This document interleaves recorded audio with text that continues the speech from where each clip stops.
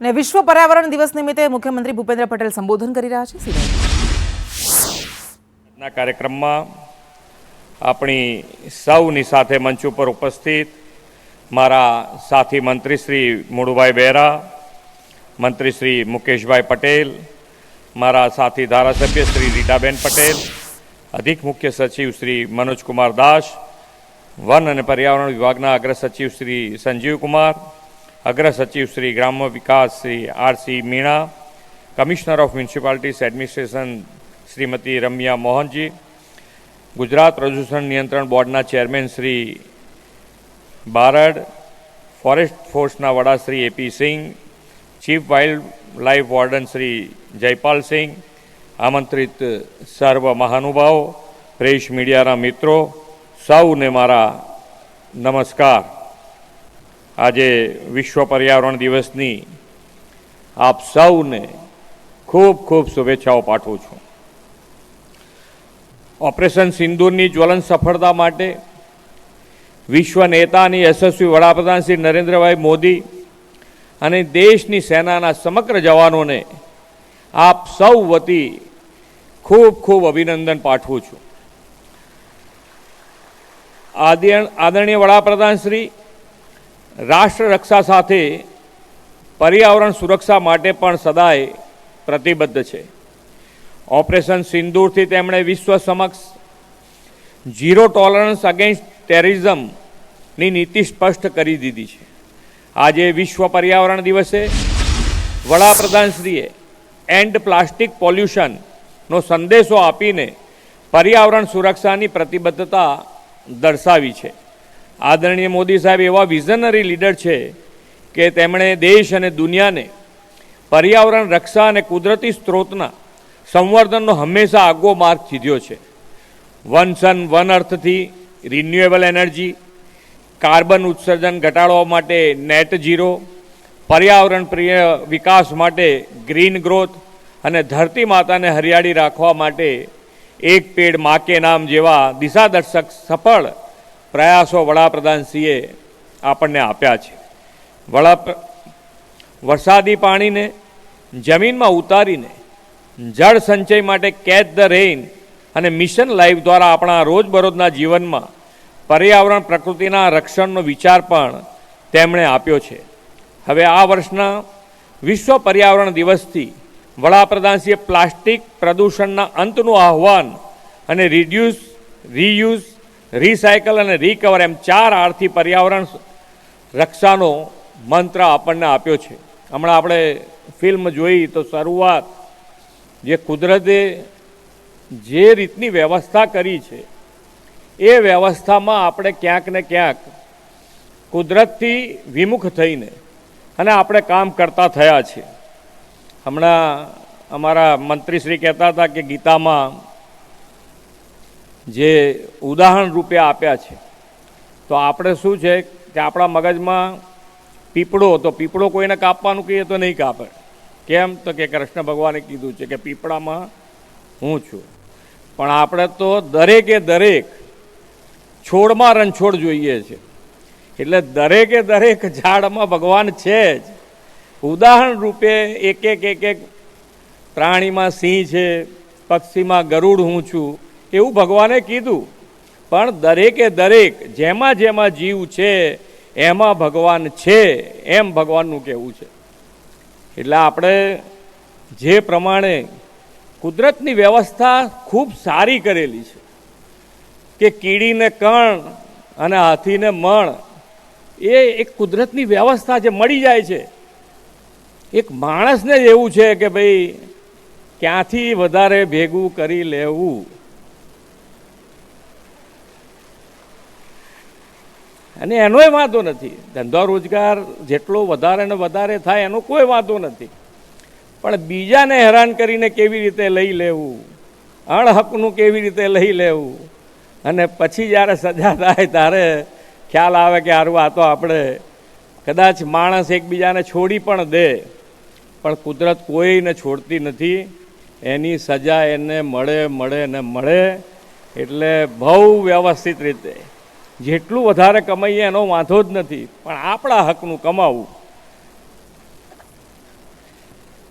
આજે ડગલે ને પગલે પ્લાસ્ટિકનો ઉપયોગ સહજ થઈ ગયો છે, પરંતુ એનાથી પર્યાવરણ અને આવનાર ભવિષ્યને જે ખતરો છે તે કેવો ભયાનક છે તે સમજવાની આપણે સૌને જરૂર છે. આપણે આ ધરતી, પાણી, કુદરતી સંસાધનો પૂર્વજો તરફથી વારસામાં મળ્યા છે. આપણે તેનું જતન, સંવર્ધન, માનવજાત અને યોગ્ય ઉપયોગ કરીને આવનારી પેઢી માટે સુરક્ષિત રાખવાના છે. પ્લાસ્ટિક માનવજાતથી પ્રભાવશાળી શોધમાંની એક છે અને આપણી જીવનશૈલીનો ભાગ બની ગયું છે. પરંતુ સિંગલ યુઝ પ્લાસ્ટિક એ પર્યાવરણ માટે, આવનારી પેઢી માટે મોટી સમસ્યા બની શકે છે. એક સમજદાર નાગરિક અને સુસંસ્કૃત સમાજ તરીકે હવે એ વિચારવાનો સમય આવી ગયો છે કે આવનારી પેઢીને પ્લાસ્ટિક યુક્ત રાખવી કે પ્લાસ્ટિક મુક્ત રાખવી છે. પ્લાસ્ટિકથી આપણા સ્વાસ્થ્ય અને પર્યાવરણ પર કેટલી ગંભીર અસર થઈ રહી છે તે આપણે સમજવું જોઈએ. ફૂડ પેકેજિંગમાં વપરાતું મલ્ટીલેયર પ્લાસ્ટિક પણ એક ખૂબ જ ગંભીર બાબત છે. કેટલાક ખાદ્ય પદાર્થના ઉત્પાદકોએ રિસર્ચ દ્વારા મલ્ટીલેયર પેકેજિંગને મોનોલેયર પેકેજિંગમાં પરિવર્તિત કરીને પર્યાવરણને સાનુકૂળ થવાનો સરાહનીય પ્રયાસ કર્યો છે. આવી પ્રવૃત્તિ અન્ય ઉત્પાદકો અપનાવે અને તમામ ફૂડ પેકેજિંગ પ્રકૃતિને અનુકૂળ થાય તે માટે રાજ્ય સરકાર રિસર્ચ અને ડેવલપમેન્ટમાં તેમને મદદરૂપ થવાની દિશામાં પણ વિચારાધીન છે. પર્યાવરણની સાથે સાથે વિકાસ જળવાઈ રહે, ઉદ્યોગકારોને ઇઝ ઓફ ડુઈંગ બિઝનેસનો આધાર મળે તે માટે રાજ્ય સરકાર અવિરત પ્રયત્ન કરે છે. ઉદ્યોગકારોમાં પણ પોતાનું સામાજિક દાયિત્વ નિભાવવામાં પર્યાવરણ પ્રિય ઉત્પાદનોથી અને પ્રદૂષણ નિયંત્રણના નિયમોના પાલનથી ક્લીન ગ્રીન ગુજરાત માટે સહયોગી બનશે તેવો મને ચોક્કસ વિશ્વાસ છે. લોકો પણ કાપડની થેલી વાપરવા માટે વધુને વધુ પ્રેરાય તે માટે વિવિધ સ્થળોએ ક્લોથ બેગ વેન્ડિંગ મશીન અને પ્લાસ્ટિક બોટલ ક્રશર મશીન પણ મૂકવામાં આવ્યા છે. આજે વિશ્વ પર્યાવરણ દિને મારી સૌને અપીલ છે કાપડની થેલીનો ઉપયોગ કરીએ, પાણી માટે સ્ટીલની બોટલ રાખવી જેવા નાના નાના પ્રયાસો અને આદતો કેળવીને આપણે આપણી જાતથી જ પરિવર્તનની શરૂઆત કરવી જોઈએ. આજનો આ દિવસ એકમાત્ર ઇવેન્ટ નહીં પરંતુ સૌ માટે સંકલ્પનો દિવસ છે. આ સંકલ્પ છે પ્લાસ્ટિક પ્રદૂષણનો અંત કરવાનો.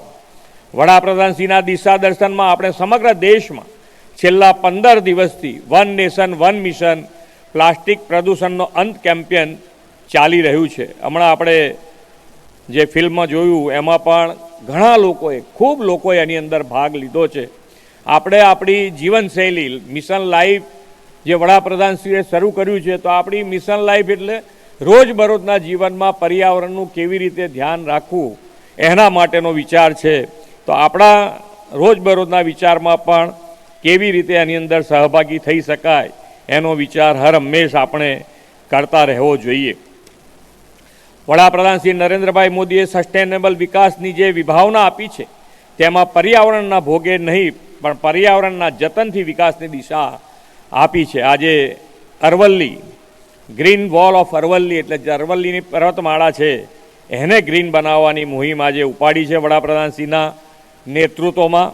આપણે પણ અહીંયા અરવલ્લી, બનાસકાંઠા, સાબરકાંઠા, મહેસાણા, પંચમહાલ, મહીસાગર, દાહોદ એમ 7 જિલ્લામાં 19,225 હેક્ટર વિસ્તારમાં આ વૃક્ષારોપણનું વાવવાનું આપણું આયોજન છે. આ ગ્રીન વોલ ઓફ અરવલ્લી પ્રોજેક્ટથી પુનઃ વનીકરણ અને જળાશયોના પુનઃસ્થાપન દ્વારા અરવલ્લીની બાયોડાયવર્સિટીમાં પણ આપણને વધારો થવાનો છે. ખૂબ જ મુશ્કેલ કામ છે, પણ મુશ્કેલ છે પણ અશક્ય નથી.